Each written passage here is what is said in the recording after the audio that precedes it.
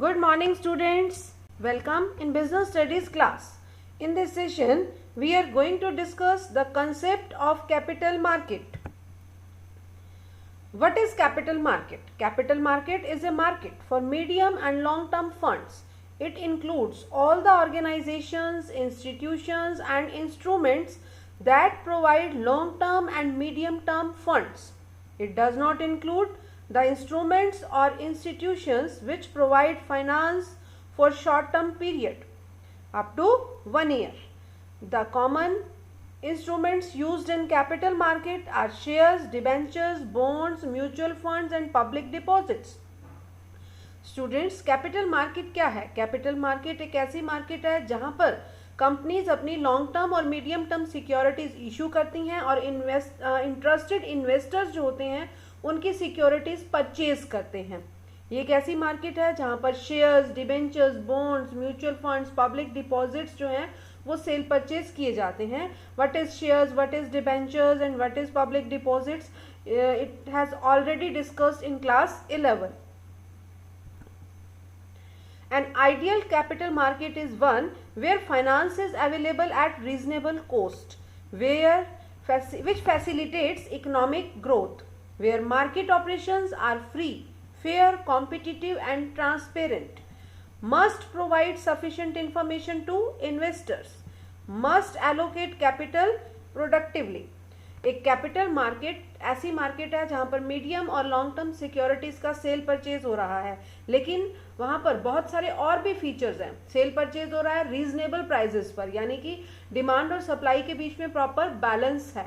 ऐसा नहीं कि किसी एक शेयर होल्डर के लिए सिक्योरिटी के प्राइसेस कुछ हैं तो दूसरे के लिए कुछ है. नहीं, सभी के लिए क्या है? सेम है. कैपिटल मार्केट इन्वेस्टमेंट की अपॉर्चुनिटीज प्रोवाइड करती है जिससे हमारी कंट्री का टोटल इन्वेस्टमेंट ग्राफ इंक्रीज होता है और फाइनली कंट्री का इकोनॉमिक ग्रोथ होता है. ट्रांसपेरेंसी रहती है. स्टॉक एक्सचेंज की हेल्प से डिमांड और सप्लाई के बीच में प्रॉपर बैलेंस रहता है. प्राइस के अंदर बिल्कुल ट्रांसपेरेंसी रहती है. किसी भी इन्वेस्टर के साथ कोई भी फ्रॉड और चीटिंग होने के चांस नहीं रहते. स्टॉक एक्सचेंज अथॉरिटीज इन्वेस्टर्स को प्रॉपर इंफॉर्मेशन प्रोवाइड करती हैं और वो इंफॉर्मेशन फ्री ऑफ कॉस्ट होती है. कैपिटल का जो एलोकेशन है वो प्रोडक्टिव यूज के लिए किया जा रहा है, यानी कि जो भी कंपनीज शेयर्स, डिबेंचर्स इशू कर रही हैं उनसे जो मनी कलेक्ट कर रही हैं उस मनी का कहाँ यूज होना है वो कंपनीज अपने इन्वेस्टर्स के साथ डिस्कस भी करती हैं. कैपिटल मार्केट एक स्ट्रॉन्ग मार्केट है. Come to the features of capital market. It deals in long term securities. Long term और मीडियम टर्म सिक्योरिटीज में यहाँ पर डीलिंग की जाती है. इट मीन्स ऐसी सिक्योरिटीज में डील किया जाता है जो मोर देन 1 ईयर के लिए इशू की गई हैं.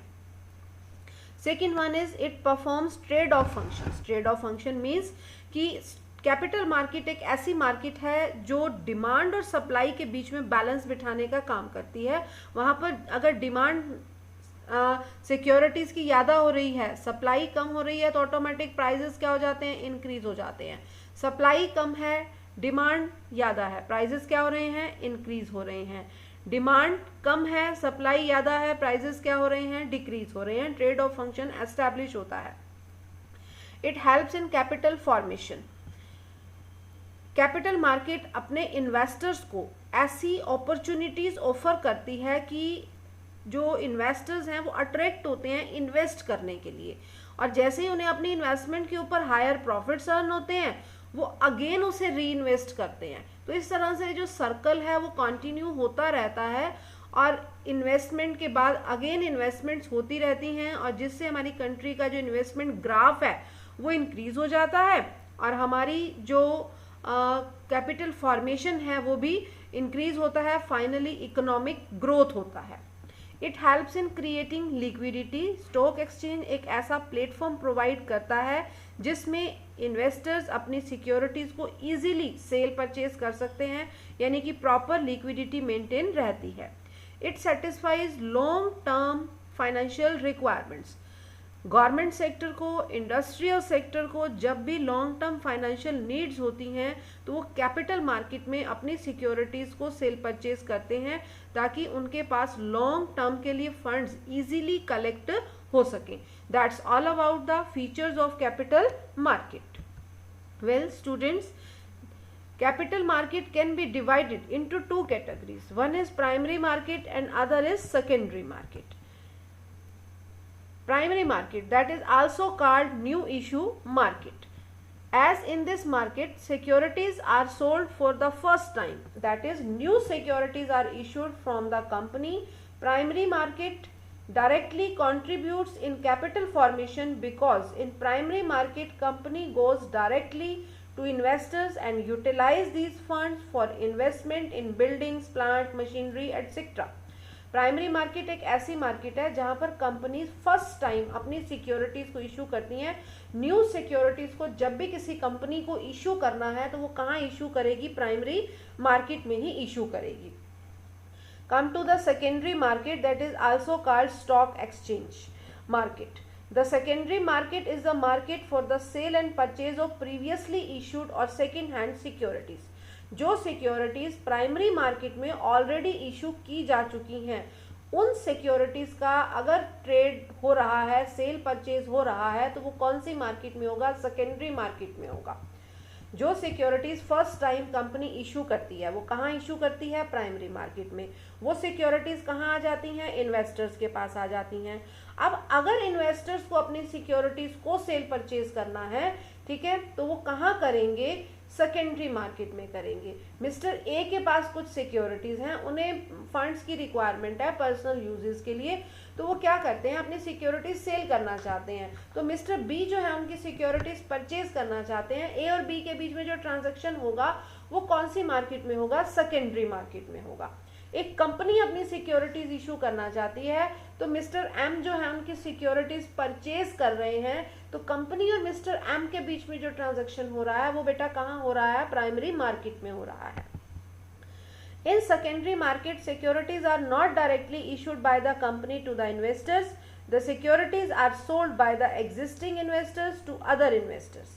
Existing investors means जो investors प्राइमरी मार्केट से अटैच हुए थे, ठीक है, जिन्होंने फर्स्ट टाइम सिक्योरिटीज खरीदी थी, वो कौन है? एग्जिस्टिंग इन्वेस्टर्स, यानी कि उनके पास ऑलरेडी सिक्योरिटीज हैं.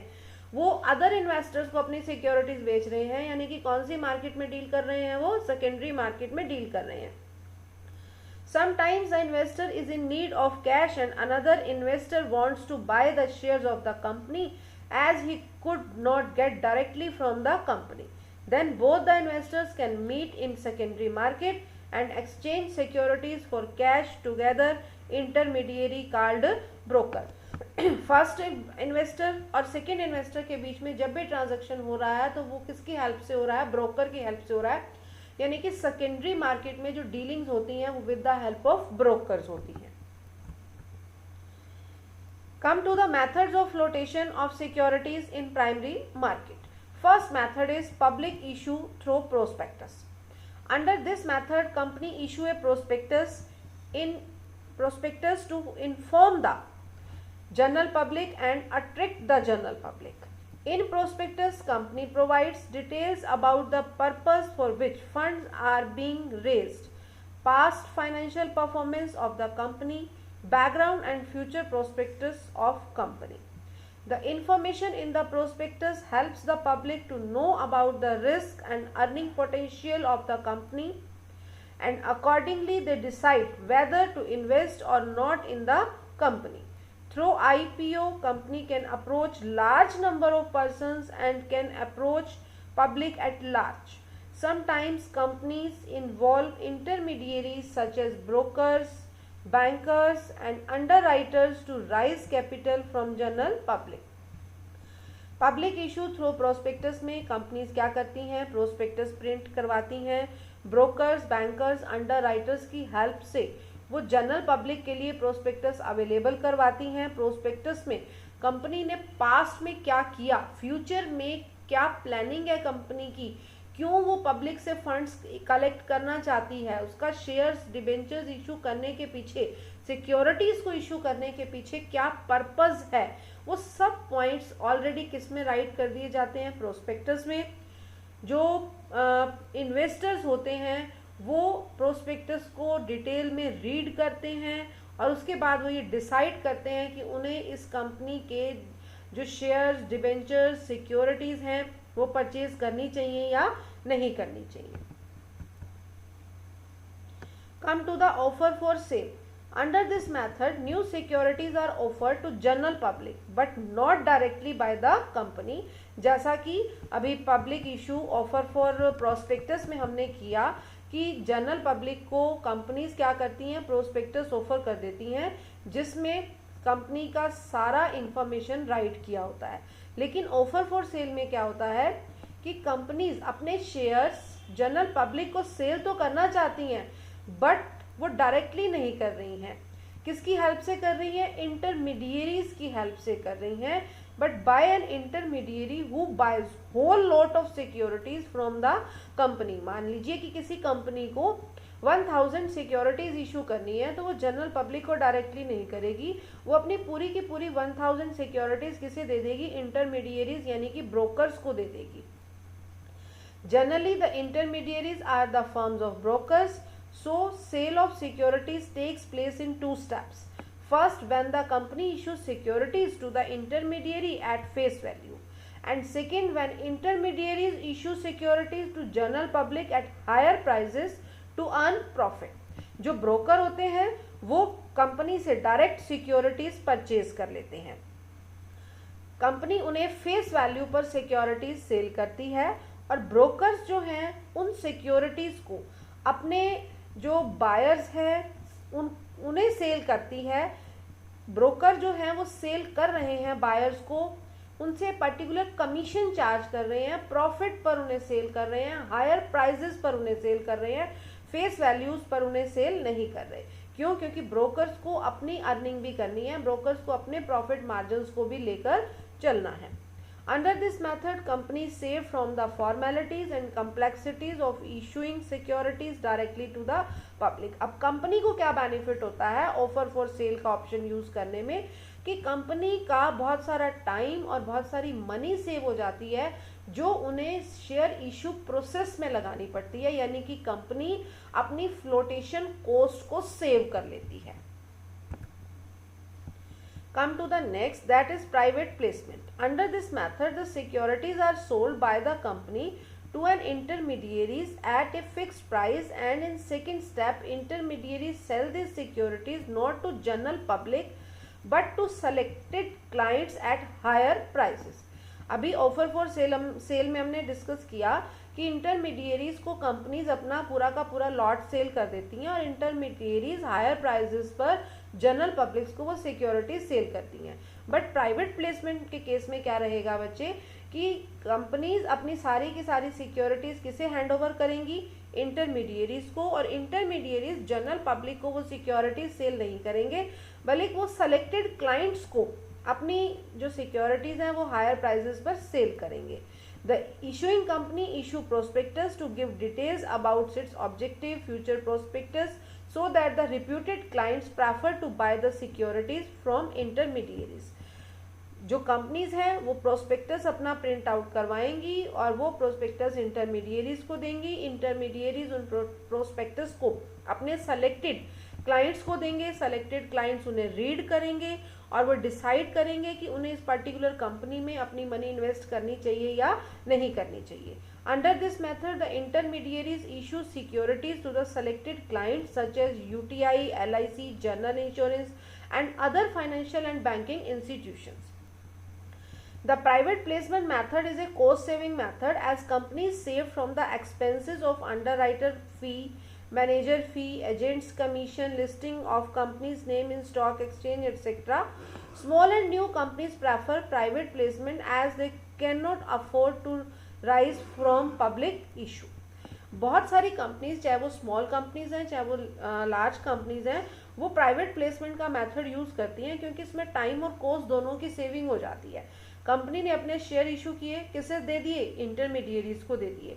इंटरमीडियरीज भी जनरल पब्लिक को अगर अपने शेयर्स इशू करती हैं तो उन्हें भी बहुत सारे टाइम लगाना पड़ता है, बहुत सारे एक्सपेंस करने पड़ते हैं। तो इंटरमीडियरीज भी अपनी कॉस्ट को सेव करने के लिए क्या करती हैं, कुछ सिलेक्टेड क्लाइंट्स को सेलेक्ट करती हैं, चूज करती हैं, और उन्हीं सेलेक्टेड क्लाइंट्स को ही अपने जो शेयर सेल कर देती हैं। मान लीजिए कि एक कंपनी ने अपने 5000 शेयर सेल करने हैं, उन्होंने अपने शेयर्स इंटरमीडियरीज को दिए और इंटरमीडियरीज ने 5 क्लाइंट सेलेक्ट कर लिए, उन्हें अपने प्रोस्पेक्टस शो किए, उन्हें अपनी शेयर्स को परचेज करने के लिए कन्विंस किया, उन्हें अपनी कंपनी की policies, future prospectus, future planning सब कुछ प्रेजेंट किया, ठीक है। और फाइनली क्लाइंट जो है, उनके 5 क्लाइंट्स जो हैं वो मोटिवेट हो गए कि हम आपकी कंपनी में मनी इन्वेस्ट करने के लिए रेडी हैं। अब सिर्फ 5 क्लाइंट्स को ही 1000 ईच जो है वो शेयर क्या कर दिए जाएंगे, सेल कर दिए जाएंगे।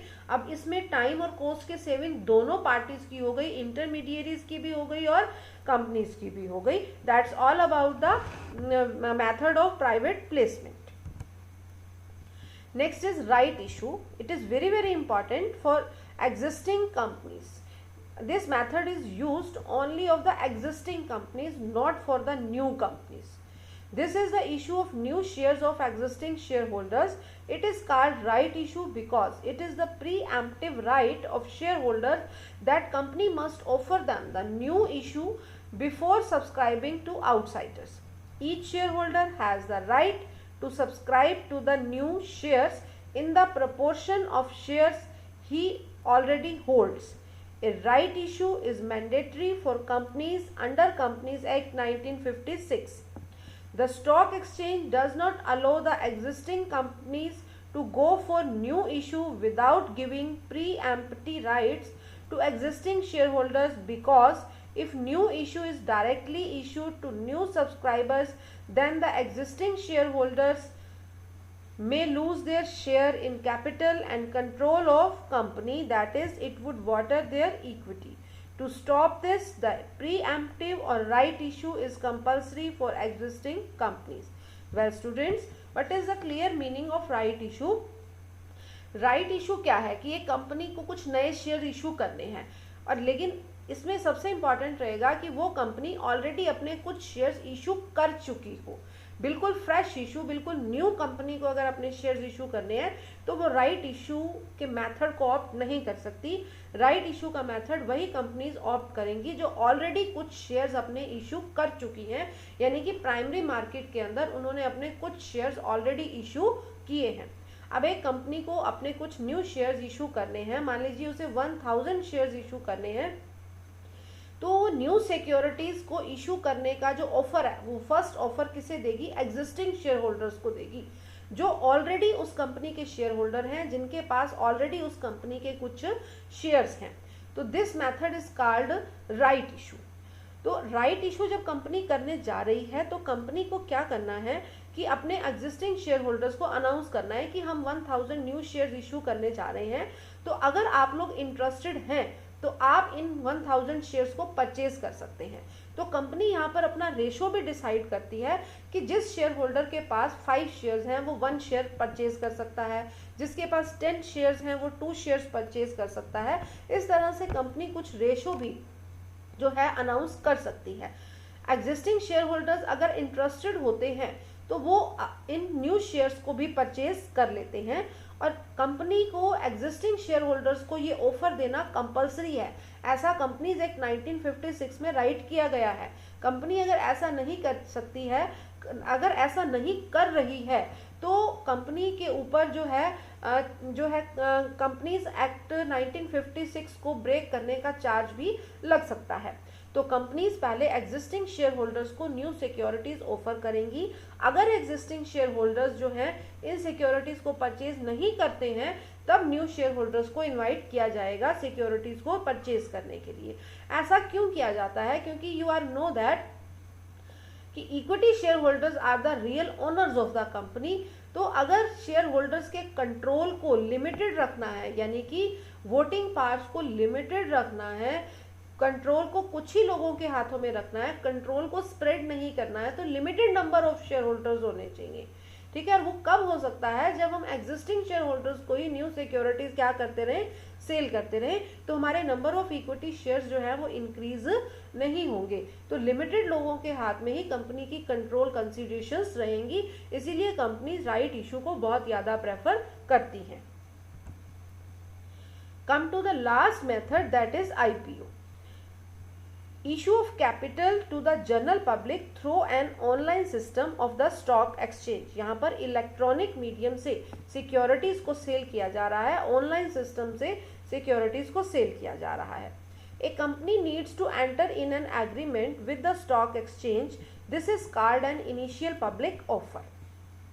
Brokers registered with SEBI are appointed for accepting applications and placing orders with the company. Brokers appoint किए गए हैं जो सेबी में रजिस्टर्ड हैं। SEBI what is SEBI? Stock exchange board of India.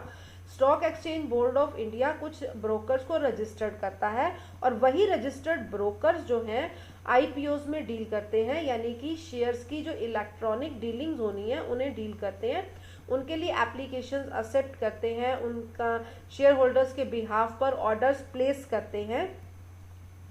Appointment of the registrar by the issuer company for building electronic connectivity with the exchange। Her company को एक registrar appoint करना होता है जो स्टॉक एक्सचेंज के साथ connectivity set करने का काम करता है। Issuer company may get its securities listed on any stock exchange except for the one from where it offered its securities। जो कंपनीज अपनी सिक्योरिटीज ऑनलाइन सेल करना चाहती हैं उन्हें अपनी सिक्योरिटीज को किसी भी स्टॉक एक्सचेंज में लिस्टेड करवाना होगा, लेकिन उस स्टॉक एक्सचेंज में वो नहीं करवाएंगी जहां वो ऑलरेडी अपनी सिक्योरिटीज, यानी कि जो मैनुअली सिक्योरिटीज सेल हो रही थी उस स्टॉक एक्सचेंज में वो सिक्योरिटीज लिस्टेड नहीं होंगी। जो अब इलेक्ट्रॉनिक मीडियम से सिक्योरिटीज लिस्टेड होनी है, इलेक्ट्रॉनिक मीडियम से सिक्योरिटीज का सेल परचेज होना है। That's all about the 5 methods of issuing shares in the primary market.